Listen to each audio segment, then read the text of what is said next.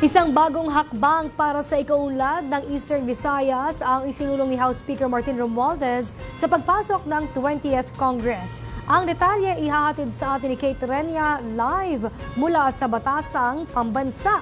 Kate. Yes, Princess, inaasahan sa ipinasang panukala ni Representative Martin Romualdez na layong magtaguyod ng isang pangunahing ahensya ang mabigyang daan ang mas mabilis na pagbangon at mas progresibong Eastern Visayas.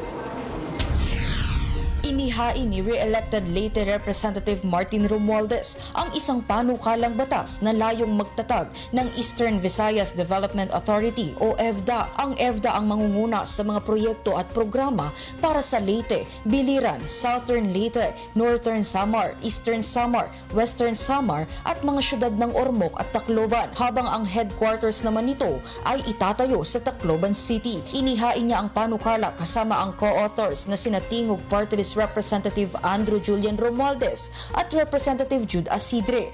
Ayon kay Representative Romualdez, kailangan ng rehiyon ng isang institusyon na may malinaw na direksyon para sa kaunlaran at handang magserbisyo para sa mga mamamayan na naroroon. Sa ilalim din nito, gagawa ang EVDA ng Long-Term Development Master Plan para sa mga proyektong pang-imprastruktura, pamumuhunan at panlipunan na tutugon sa mga isyu ng kalamidad at kahirapan. Magkakaroon din sila ng kapangyarihan na mamahala sa pondong nakalaan para sa rehabilitasyon matapos ang trahedyang dulot ng bagyong Yolanda. Iginiit din ng mambabatas na dagdag lakas ito para sa rehiyon.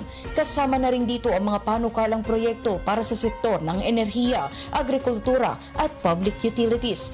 Layon din itong mag-endorso ng permits, magtatag ng economic zones at direktang koordinasyon sa mga foreign aid agency at private sector. Isang hakbang din anya ito para pag-isahin ang mga ahensya at sektor. Magkakaroon din ito ng Board of Directors at Advisory Council na binubuo ng mga lokal na opisyal at sektor ng lipunan na mamamahala sa EVDA. Princess, mandato rin ang panukala ang pagbuo ng regional database para sa mas epektibong pagpaplano at pagsubaybay sa progreso ng programa. Bukod dito, titignan din ang mapagkukuhanan ng pondo at isusulong ang ugnayan ng gobyerno at pribadong sektor. At yan muna ang update mula dito sa Kamara. Para sa totoong balita sa Bagong Pilipinas, Kate Renya, Congress News. Maraming salamat, Kate Renya.